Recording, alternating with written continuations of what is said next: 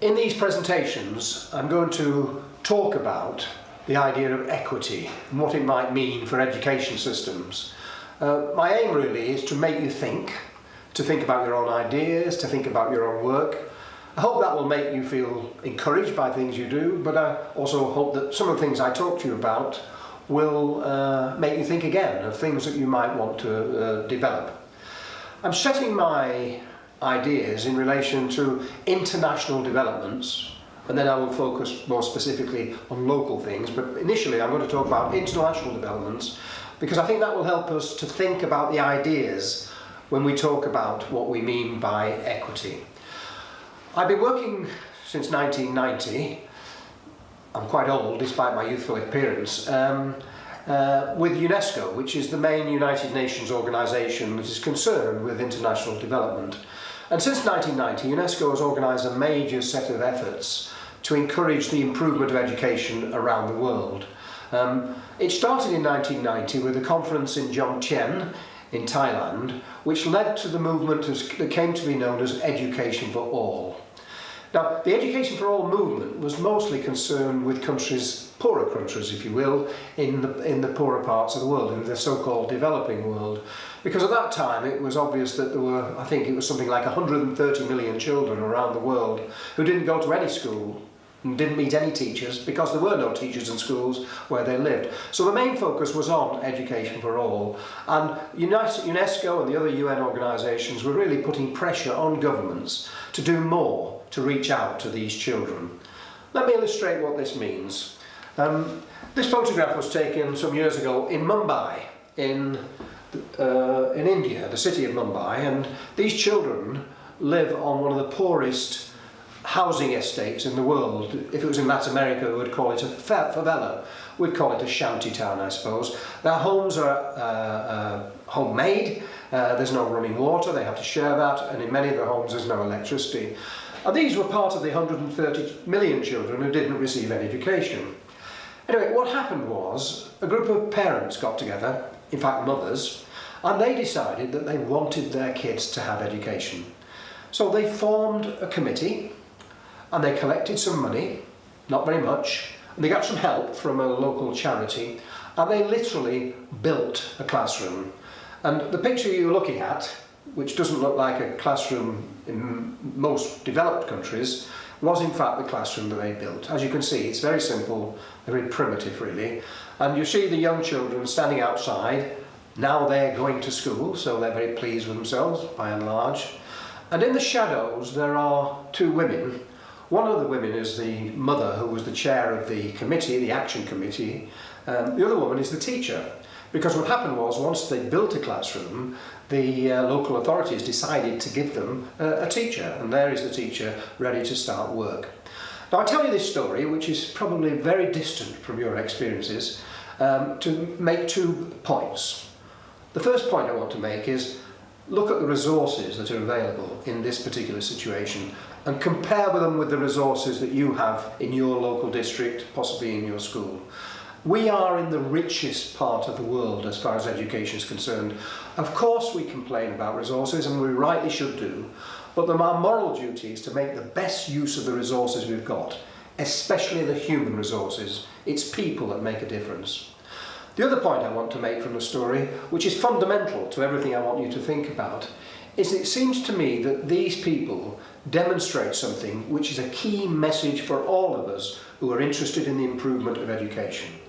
The most important thing is the collective will to make it happen. These mothers were committed to education, education for all, and together they made it happen. Now in a sense that's the central message I want to leave with you from these materials that you are engaging with.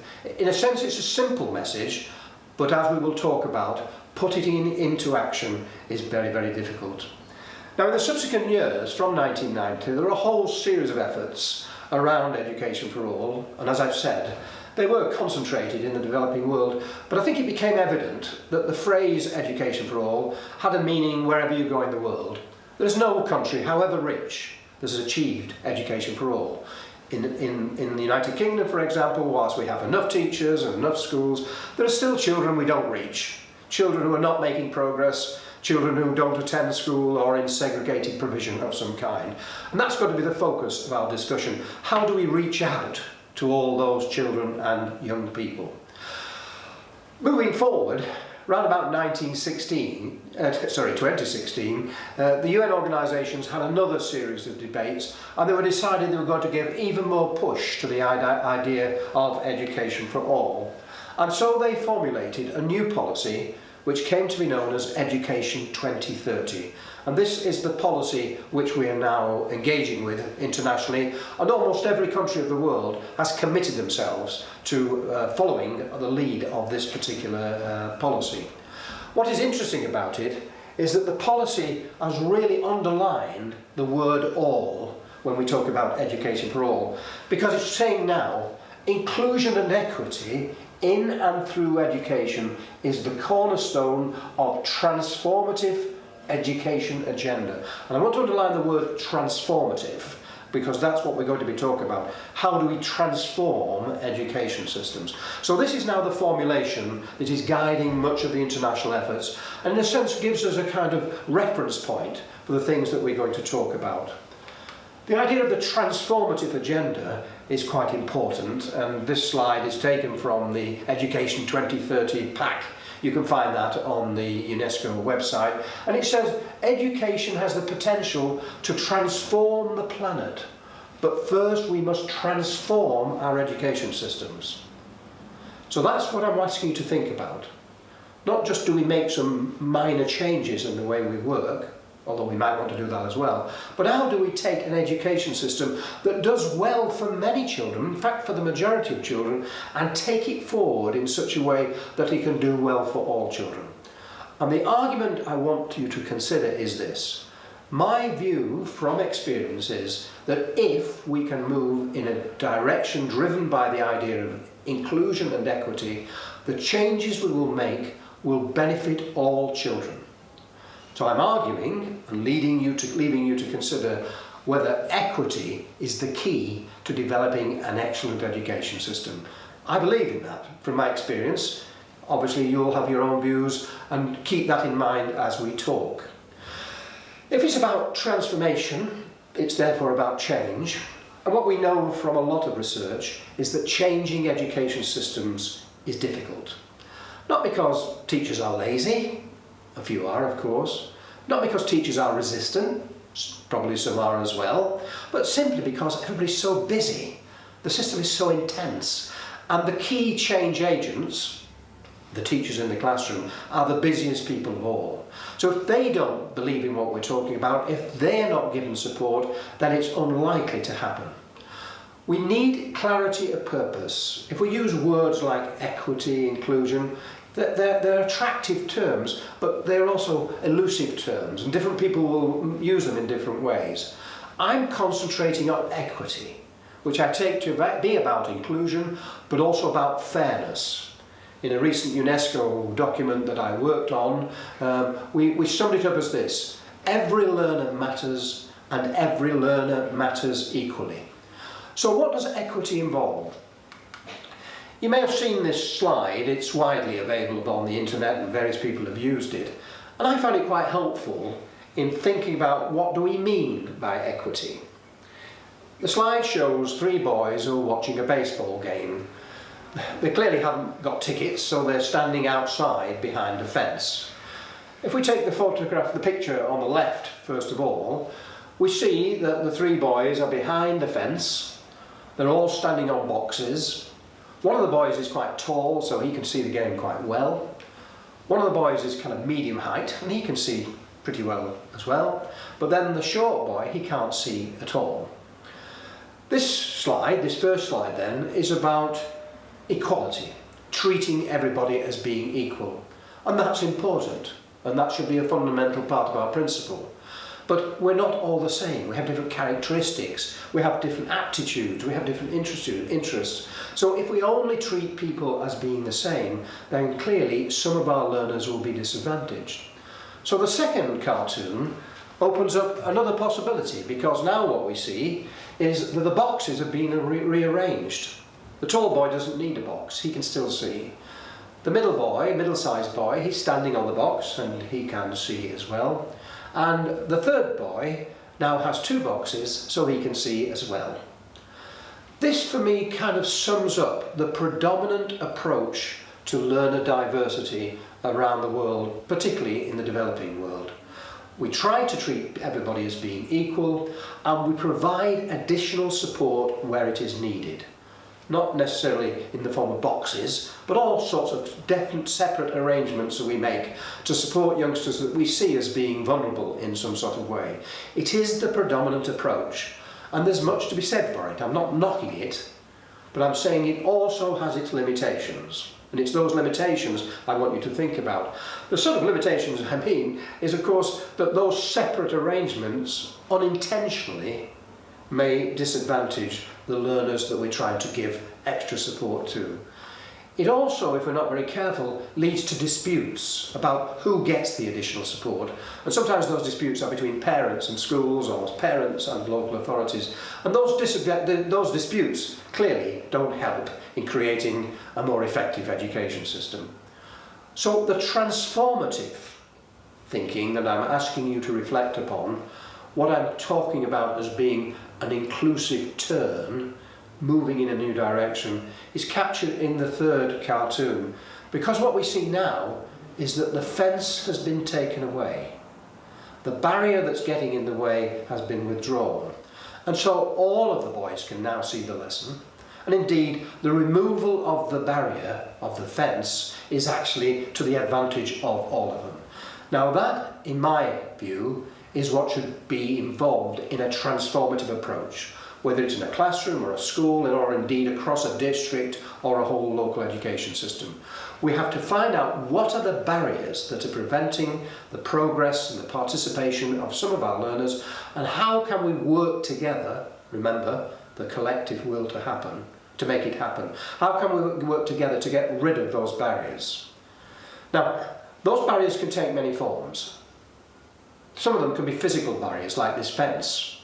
They're fairly easy to get to grips with. You know, it may be that some children can't get up the stairs, or can't see the display, or can't hear properly. Usually we can deal with those.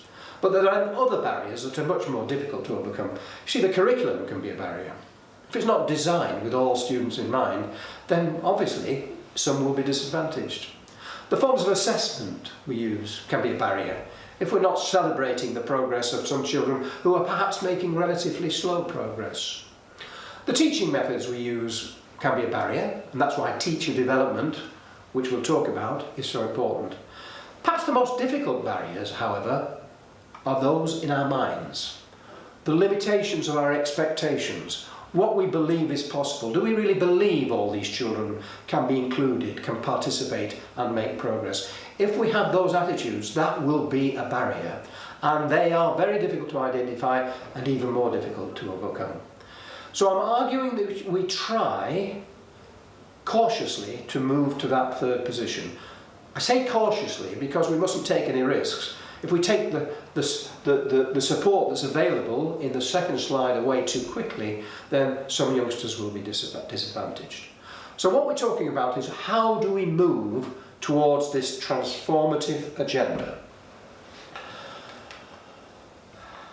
From the work I've done with education systems in many different parts of the world over many years, in fact, I've formulated with my colleagues a fairly simple framework for thinking about what needs to be done to move in an equitable direction, to make our education systems, our schools, our classrooms fairer and more inclusive.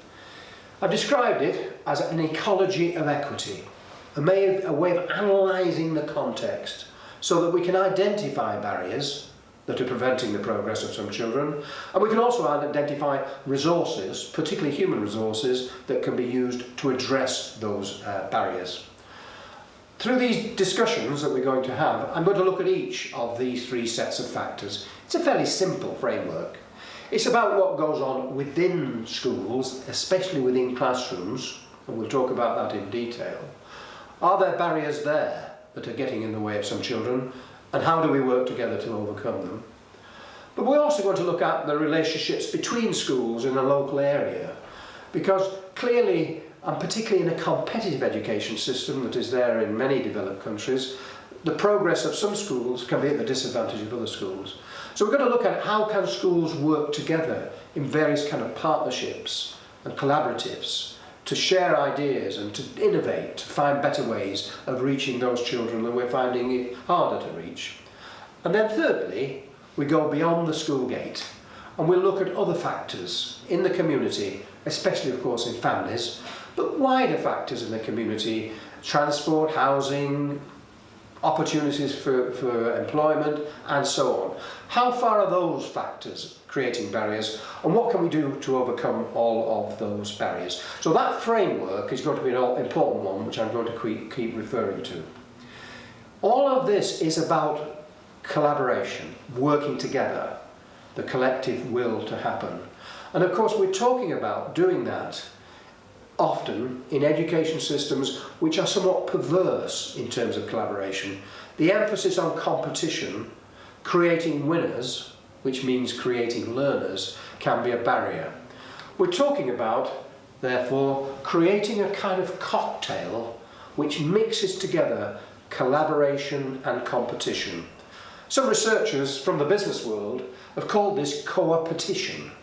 The idea that you can actually collaborate with colleagues or with other organisations at the same time as competing, and they've laid out the kinds of factors that you need to take account of if you're going to encourage co-opetition within education systems.